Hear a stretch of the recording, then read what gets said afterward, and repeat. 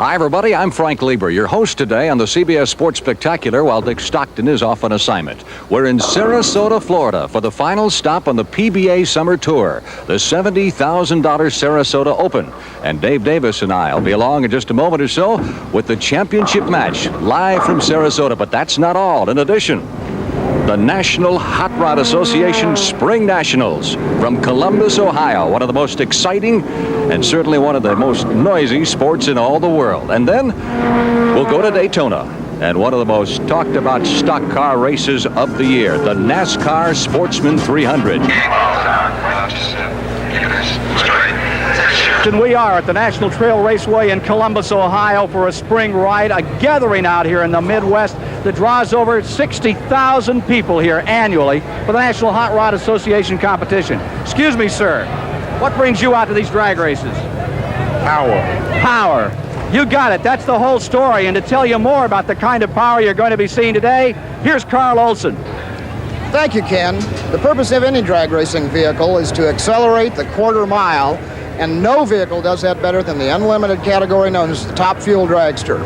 It's a 2,000 horsepower all aluminum racing engine, a massive set of rear tires, aerodynamic wings, a lightweight body, and about 20 feet of chrome Wally tubing, all tied together to make it the fastest accelerating vehicle in the world. The other category we'll be looking at today is really the second cousin to the Top Fuel car, known as a Fuel Funny car.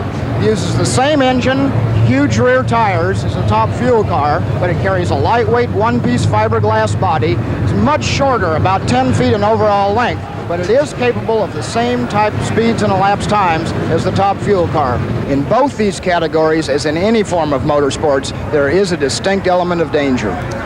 How dangerous? Watch this. 41-year-old Columbus businessman, local driver, near lane, Jeg Coughlin. He's over 245 miles an hour. Shoot, deploys, rips off. He's down to about 150 miles an hour, headed for the end of the course. He's headed for the barrier. Begins to bounce and takes the barrier in a savage, terrible crash. The safety crews are there within seconds of when this $35,000 fuel machine is destroyed. Coughlin extricated from the machine and able to stand up by himself and walk away. From the driver's vantage, Carl Olson, what's happening right here? Ken, because of the flexibility of this machine, under heavy braking, it starts bouncing violently.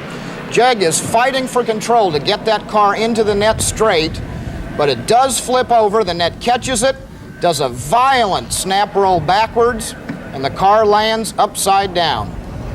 A local boy, Jeg Coughlin, wrapped in the clutches of that safety net, but far better than being wrapped up in that Armco barrier just 60 feet away. He sustained a broken hand, some broken ribs, but that was all after this incredible 100-plus mile-an-hour crash. In other action, here's the upset of the weekend. The unsinkable Kelly Brown, right here, sunk at the start as he red-lighted.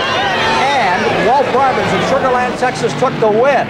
How could a guy with all the experience, he's won 2 nationals in a row, going to this event lose like this, Carl?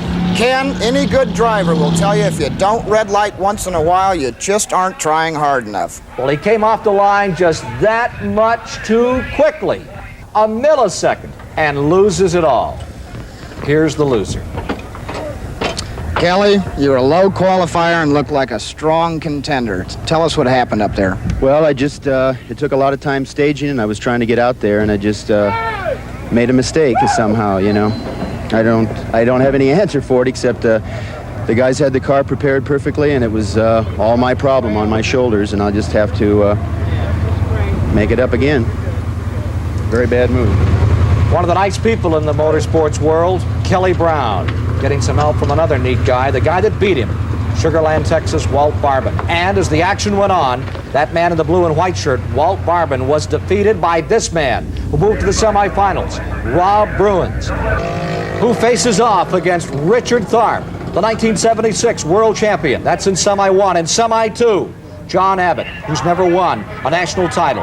He goes against the master, 47-year-old Big Daddy Don Garlits. But remember, Columbus is Garlits' jinx track. All right, first semi for Top Fuel Eliminators. And who do we have here, Carl? In the blue car, Richard Tharp driving for Candies and Hughes out of Houma, Louisiana. And on the far side, Rob Bruins driving for Gaines Markley. And they are staged. Bruins ready. On the start. Bruins in trouble. Looks like he lost the engine. Tharp, the easy winner here, begins to do that dangerous dance with some wheel bounce at the end. But what happened at the beginning? Looked like the supercharger drive belt came off, Ken. That's usually a function of some breakage in the drivetrain, and the engine revolutions go out of sight. We're going to see in replay Rob Bruins, far lane, as he comes off the line. Supercharger drive belt turning about 15,000 revolutions per minute, disengages. And as it does, it puts Richard Tharp into the finals. Richard, they say it takes a break to win a big drag race, and it looks like you just got yours. The 622 isn't the quickest run, but you're in the final. Well, you know, the luck's here. If you're going to win, you're going to win. I've had some good luck. I've had a lot of bad luck, too. Who will Tharp face? Will it be the former world champion, this man here, Don Garlits? Big Daddy himself, who's never had anything go his way in Columbus, Ohio? Or will it be his adversary, the Denver, Colorado campaigner, who's never won a major event, but is really pumped for this one, John Abbott? There you see him in the far lane, the Jet X. Who do you pick, Carl Olson? Abbott's been running awfully good, but Garlits has the most experience of any drag racer in the world. It's going to be a hard one to call, Ken. Abbott versus Garlits for the finals. They're off. Beautiful start. Garlits propels himself across the line by about a car length advantage at 239 miles an hour. Garlits goes into the finals. Coming up, the funny cars with the man himself, the Snake, Don Prudhomme.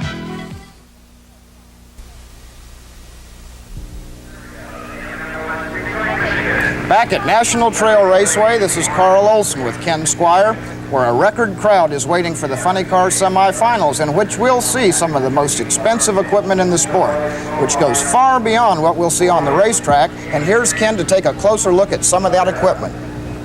For those of you who think that drag racing is 3 minutes of snap, crackle, and pop for about 6 seconds of zoom, take a look at this Kenny Bernstein rig from Texas. $265,000 of home away from home. In this cab, the interior is a combination of a luxurious yacht, and the instruments look like they come out of a flight deck on a commercial airliner.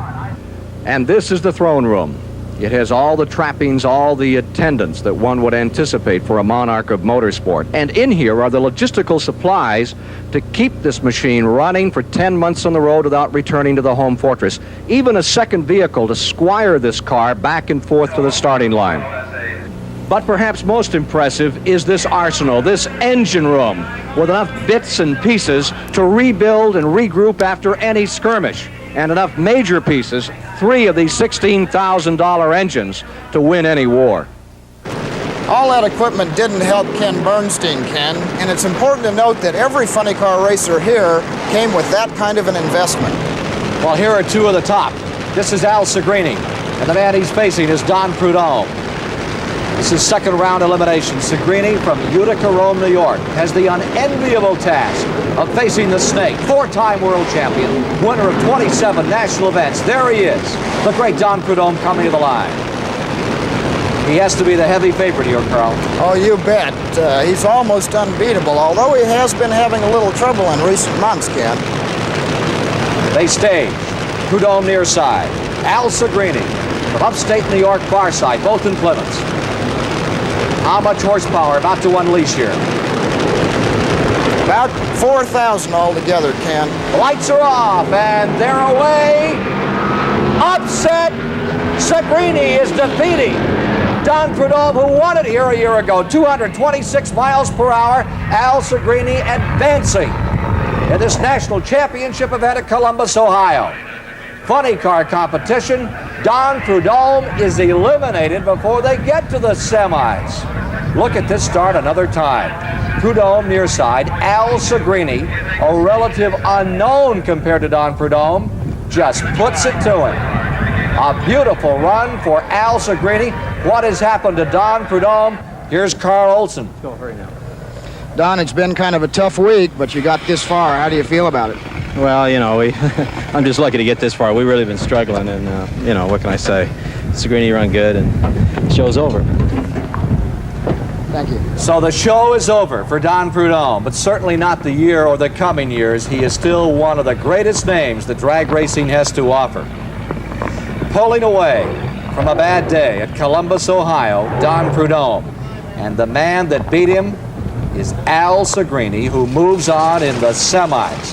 This is Sagrini. Who will he face? Gary Bergen, that's who, winner of the U.S. Nationals in 1976. First semi-matchup. Second semi-matchup, the Blue Max. Ray Beadle faces Ron Colson, the Hawaiian. Two excellent semi-final rounds. And here is Bergen, the 33-year-old Stanton, California campaigner, being encapsulated in his machine, the Orange Baron. What about Bergen and Sagrini? These are two names you don't hear too much about. No, it's very rare that you see either of these cars get this far. Sagrini's really having the national event of his life. He was the quickest qualifier in this field, and he ran very well in the first two rounds. Bergen, on the other hand, always runs strong, big numbers, but for some reason he doesn't seem to have the luck to carry him through. Now, what were those two machines doing right there? They're making their burnouts, Ken. That's getting the tires spinning in the bleach box, running across the starting line, laying down a hot layer of rubber. The crew then backs these cars right back in their tracks, and you have rubber-to-rubber adhesion for leaving the starting line with maximum traction. Sticky on sticky to really get them off and out of that box in a hurry. We have a fire coming out of Sagrini's car. Out of the headers, you can see what looks to me like a real problem here. You bet it is, Ken. There's something definitely wrong with that car. That flame out of the number one cylinder is getting worse, and it looks like it's catching the side of the body on fire. Blowtorch in Al Sagrini's automobile all the way from Utica Row, New York, and it looks like it's all going up in smoke for Sagrini right here at the starting line. That has to be a frustration.